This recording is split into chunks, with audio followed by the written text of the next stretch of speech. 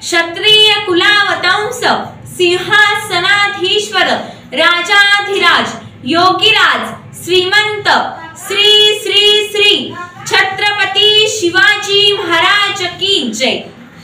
नमस्कार, मी स्वरांजली भरवाना खेडेकर, इयत्ता 7वी ची विद्यार्थिनी। तुमच्यासमोर विषय मांडते महाराजांचे मावळे आणि आजचे शिवभक्त।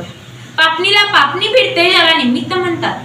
वाघ 2 पावलं मागे सरकतो त्याला अवलोकन म्हणतात आणि हिंदवी स्वराज्याची स्थापना करणाऱ्या वाघाला छत्रपती शिवराय म्हणतात। छत्रपती शिवराय म्हणतात। वाघाची चाल गरुडाची नजर, वाघाची चाल गरुडाची नजर, स्त्रियांचा आदर शत्रूचे मर्दन, असे होते मावळ्यांचे वर्तन आणि हीच होते छत्रपती शिवाजी महाराजांची शिकवण।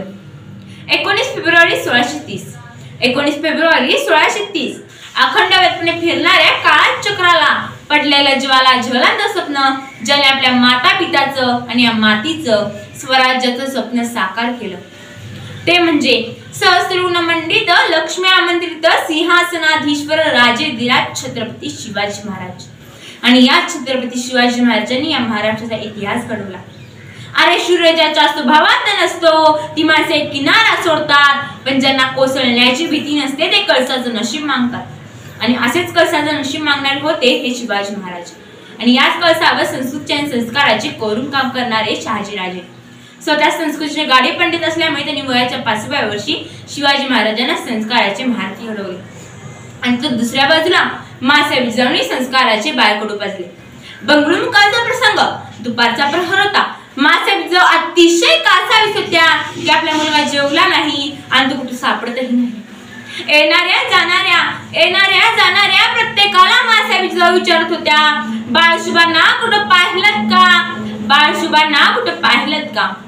त्यावेळी त्यांची नजर शहाजीराजांच्या महालाकडे गेली। महालामध्ये शिवाजी महाराज शहाजीराजांच्या मांडीवर बसून नर्तिकेचा नाच पाहत होते। ती माऊली महालाकडे गेली, एका दासीकडून आत निरोप पाठविला। तो निरोप ऐकून बाळशुभा मासाहेबांकडे धावत आली।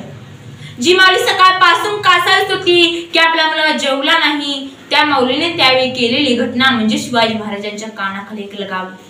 कडाडल्या मासाहेब, याद राखा शिवबा, तुम्हाला स्त्रिया नाचवायच्या नाही, तुम्हाला स्त्रिया वाचवायच्या आहेत। आणि याच विचारांचा पाहित राहून आज महाराजांनी स्वराज्य घडवलं। अरे जे वर्ष धोक्याचं मानलं जातं त्या वयाच्या 16व्या वर्षी शिवाजी महाराजांनी तोरणा जिंकून स्वराज्याचं तोरण बांधलं। आपण जरी मुठभर माती उचलली ती पाण्यात टाकली तर त्या पाण्यावर येणारा तवंग आपल्या मराठी मावळ्यांच्या रक्ताची कहाणी सांगेल, इतका ज्वलंत इतिहास आहे आपला। पण एकाच एवढे कोणी लक्ष देत नाही। पण मित्र हो, जी लोक इतिहासाचा धडा विसरतात त्यांना इतिहासच धडा शिकवतो आणि हा सुद्धा एक इतिहासच आहे। आधीचा मावळा कसा होता? अरे आधीचा मावळा कसा होता? लवकर उठे शत्रू मागे सुटे, लवकर उठे शत्रू मागे सुटे, हात तुटे पाय तुटे, वेळ प्रसंगी डोकं फुटे, पण शत्रूचा पिच्छाना सुटे। पण आजकालचा युग कसं झाला आहे? उशिरा उठे पोरगी मागे सुटे, उशिरा उठे पोरगी मागे सुटे, कानपट फुटे पण पोरगीचा पिच्छाना सुटे। अरे कसा घडणार स्वराज्य, कसा घडणार मावळा, कसा घडणार शिवाजी? मुळात ती शिवाजी घडवणारी आता जिजाऊ चुरली नाही।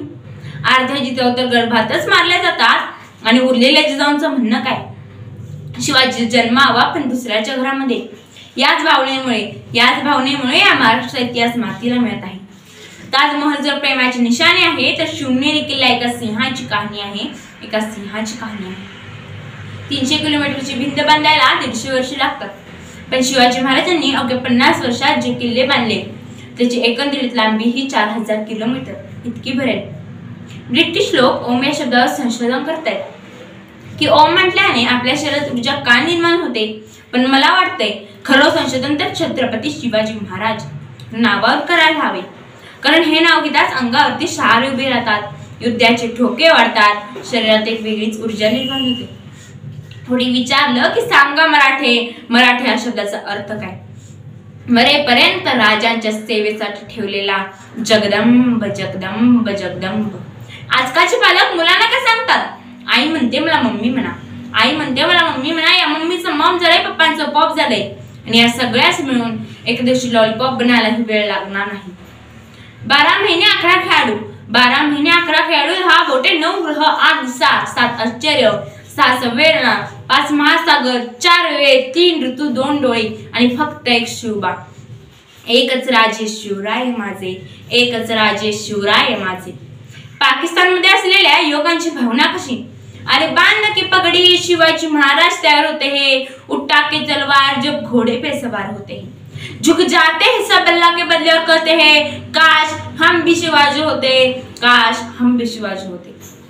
राजे आम्हाला लाज वाटते कारण शिवजयंतीच्या नावाखाली शक्ती प्रदर्शनाची हौस भागवली आम्ही. तुमचा शक्तिवाद आणि युक्तिवाद समजून घ्यायला कुठतरी कमी पडलो आम्ही. राजे आम्हाला लाज वाटते कारण तुम्ही स्वराज्य आमच्या हाती दिलं, पण त्या स्वराज्याचं स्वराज्य घडवू शकलो नाही आम्ही. अरे काय झालंय का आम्हाला? शिवछत्रपतींचे पाय कामी, मग का हो दिली या महाराष्ट्राची धुळदानिया? का झाली हिंदू मुस्लिम दंगल?